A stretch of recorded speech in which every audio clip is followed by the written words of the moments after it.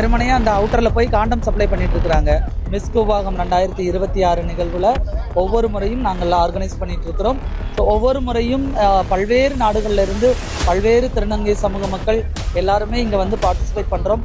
ஆனால் இங்கே அதுக்கான ஒரு சுகாதாரமான ஒரு சுத்தமான ஒரு சூழல் இருக்குதா அப்படின்னு பார்த்தீங்கன்னா நிச்சயமாக இல்லை.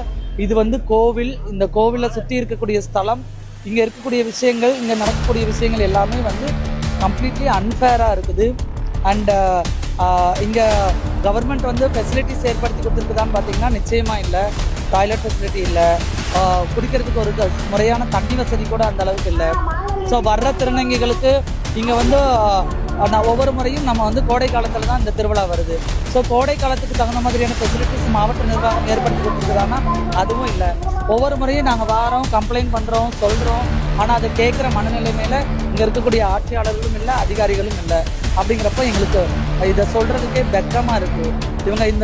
இவங்களோட ஆட்சியையும் அதிகாரத்தையும் வச்சு என்ன பண்ணிட்டு இருக்கிறாங்கன்னு எனக்கு தெரியல. வெறுமனையாக அந்த அவுட்டரில் போய் காண்டம் சப்ளை பண்ணிட்டு இருக்கிறாங்க. அதை வேணா நான் ரொம்ப திறம்பட செஞ்சுட்டு இருக்கிறாங்கன்னு தான் நான் சொல்ல முடியும்.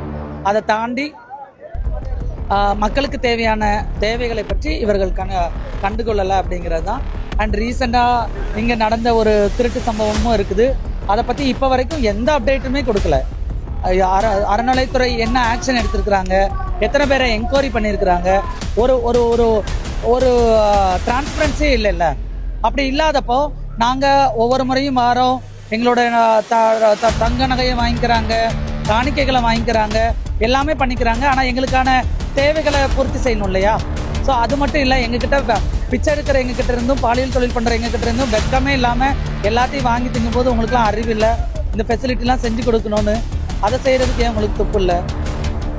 ஆப்வியஸ்லி எதுவுமே இல்லை. அதுதான் சொல்கிறேன். சிசிடிவி கேமரா இல்லை, இங்கே வந்து தேவையான அடிப்படை வசதியே இல்லையே. ஒரு டாய்லெட் போகணுன்னா கூட இங்கே எங்கே இருக்குது? எந்த இடத்துல டாய்லெட் வச்சுருக்குறாங்க?